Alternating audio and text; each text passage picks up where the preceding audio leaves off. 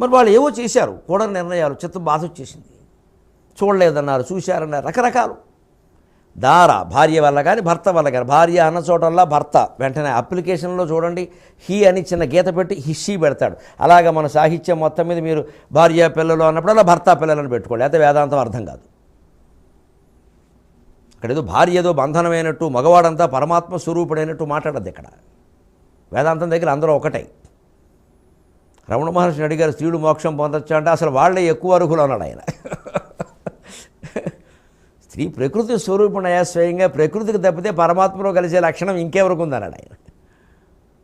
అంటే ఏమి తేడలేదన్నమాట ఉంటుంది మన దగ్గర. అంటే భార్య వల్ల భర్త వల్ల, ధనం డబ్బు వల్ల, ఒక్కోసారి డబ్బు పెరిగిపోవడం వల్ల ఇబ్బందులు వస్తాయి, డబ్బు లేకపోవడం వల్ల ఇబ్బందులు వస్తాయి. పుత్రుల వల్ల వస్తాయి, మిత్రుల వల్ల వస్తాయి. నమ్మిన స్నేహితులు మోసం చేస్తారు, నమ్మి స్నేహితుల ప్రవర్తనలో తేడా ఒళ్ళు మండిపోతుంది నిజంగా, చాలా బాధే. ఈ పదార్థముల సంగమున వీటి యొక్క సాంగత్యం వల్ల చిత్తము అలత పొంది విసివినప్పుడు, నిజంగా మనస్సులో చాలా అలత అంటే కలత, ఇంక విసుగు వచ్చేసి ప్రాణాల మీద విరక్తి వచ్చేసినప్పుడు ఇప్పుడు చెబుతున్నాడు చూడండి. దారధన మిత్రపుత్రకాద్యంబులగు పదార్థముల సంగమున చిత్తము అలత పొంది విసివినప్పుడు నిర్మల విపుల తపము కారణంబగు ఉపశాంతి కలిమి కనగా. నిర్మల విపుల తపము కారణంబగు ఉపశాంతి కలిమి కనగా. తగాదా వచ్చింది, భార్యాభర్తల మధ్య మాట్లాడకండి. మన కర్తవ్యం మాత్రం మనం చేద్దాం, మాట్లాడద్దు. కర్తవ్యం కోసం మాట్లాడవలసి ఉంటే మాట్లాడదాం, అది కూడా పరిమితంగా. ఒకవేళ అవతల వాళ్ళు పోనీ మనం మాట్లాడిన దానికి ఇంకాస్త జోడించి ఏదో పెంచి మనకి సమాధానం చెప్పద్దు. భయంకరమైన మౌనం, బండరాతి మౌనం. మౌనం 1,00,000 ప్రశ్నలకి సమాధానం చెబుతుంది.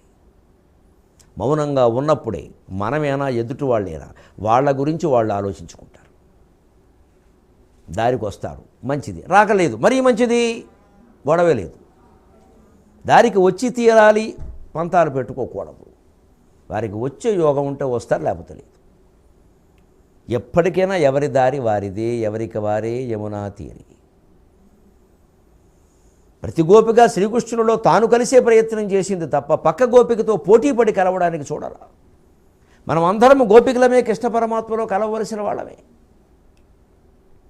నిర్మల విపుల తపము, అందుకని ఏమిటి నిర్మల విపుల తపం? ముందు నామస్మరణ, క్రమంగా ఆ నామంతో పాటుగా ఆ నామం ఉచ్చరిస్తుంటే శబ్దం, ఆ శబ్దం ముందు అర్థం, రూపం, ముందు రూపం తర్వాత అర్థం. ఇంకా ఎక్కువసార్లు చెప్పిస్తున్న కొద్దీ రూపం మీద అర్థం మీద దృష్టి పెట్టాలంటే కష్టం, తెవలదు, ముందుకెళ్ళాం. అందుకని శబ్దం కంటే ఎక్కువ ధ్వని. ఆ ధ్వని మీద ఎప్పుడైతే మనం దృష్టి పెట్టామో అది ధ్యానం అయిపోయిందండి. అది నామస్మరణ కాదు, ఇంకా ధ్యానం. ఆ ధ్యానంలో వడలు మరిచిపోయే స్థితి వస్తే అది తపస్సు. జపము చేయనప్పుడు మంత్రనాదము ఎందుండి ఉదయించుచున్నదో పరికించినచో ఆ పరికించు మనస్సు అందులోనే లీనమగును, అదే తపస్సు అన్నారు రమణ మహర్షి. ఎక్కడి నుంచి వస్తుంది ఈ నాదం? నమ శివాయ నమ శివాయ నమ శివాయ అంటుంటే మనస్సులో ఎక్కడి నుంచి వస్తుంది? ఆ వస్తున్న ప్రదేశం మీద దృష్టి పెడితే అది నువ్వు, అది నేను, స బ్రహ్మ శశి వత్సహరి సేంద్ర సోక్షర పరమస్వరాటు. అది నువ్వు, అది నేను, అదే బ్రహ్మ, అదే విష్ణువు, అదే శివుడు. అయిపోయింది. ఇది చతుర్విధ పురుషార్థాలని సాధిస్తుందయ్యా. అప్పుడు జనకుడు పరాశరుణ్ణి ఓ సరదా ప్రశ్న అడిగాడు. మీరేదో ధ్యానము తపస్సుని చెబుతున్నారండి, నేను మీ గురించి ఒక్క మాట విన్నాను, మీ ఇష్టదైవం ఎవరన్నాడు. వెంటనే పరాశరుడు విష్ణువు అని చెప్పాడు. వ్యాసుని తండ్రి పరాశరుడు గొప్ప విష్ణు భక్తుడు. కానీ ఒక్క మాట చెప్పాడు, నా ఇష్టదైవం అంటున్నాను, అంతేకాని మీరు అందరూ ఇష్టపడమని నేను చెప్పడం లేదు.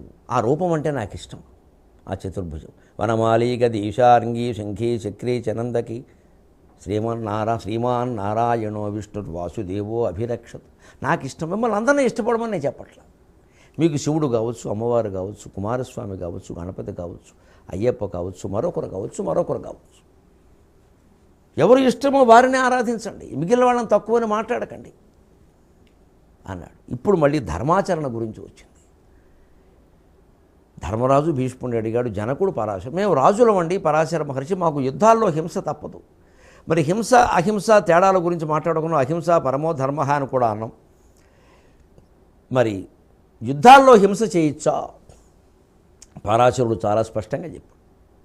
న్యాయమున సంగరంబుంజేయగ శస్త్రాగ్ని తన్ను చెందిన న్యాయమున సంగరంబుంజేయగ శస్త్రాగ్ని తన్ను చెందిన దానం కాయంబు విడుచు పురుషుడు వేయేటికి మోక్షలక్ష్మి విభుడగునధిపా త్వావిమౌ పురుషౌ లోకే సూర్యమండల భేదినౌ పరివ్రాడ్యోగయుక్తశ్చ రణేచాభిముఖో హతకా.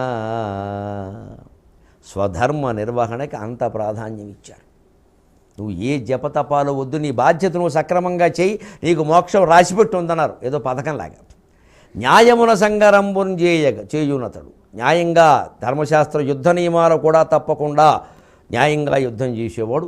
శస్త్రాగ్ని తన్ను చెందిన, ఒకవేళ శస్త్రాలు అగ్నులు తనను చెందినప్పటికీ, ఆయన వచ్చి చుట్టుముట్టి కాల్చేసినప్పటికీ, దానంక అయంబు విడుచు పురుషుడు, ఆ రకంగా చేరి ప్రాణాలు కోల్పోయినవాడు. వేయేటికి మోక్షలక్ష్మి విభుడగునధిప, ఆయన మోక్షలక్ష్మి స్వయంగా వచ్చి వరిస్తుందయ్యా. దృష్ట్వా మోక్షవధూరు నిభృతాశ్లేషం భవానీపతి యచ్చేతక అని శివానందలహరిలో చెప్పినట్టే మోక్షలక్ష్మి స్వయంగా వరిస్తుందన్నాడు. ధర్మ నిర్వహణకి అంత ప్రాధాన్యం ఇచ్చారు. ఇప్పుడు మనకి ఈ కాలంలో మనకి అవసరమైన ఓ సందేహం అడిగాడు. మరి నిజమేనండి, మీరు బ్రాహ్మణులు, క్షత్రియులు, వైశ్యులు, శూద్రులు ఏవో 4 విభాగాలు చేసి రకరకాల ధర్మాలు మీరు చెప్పారు, బాగానే ఉంది.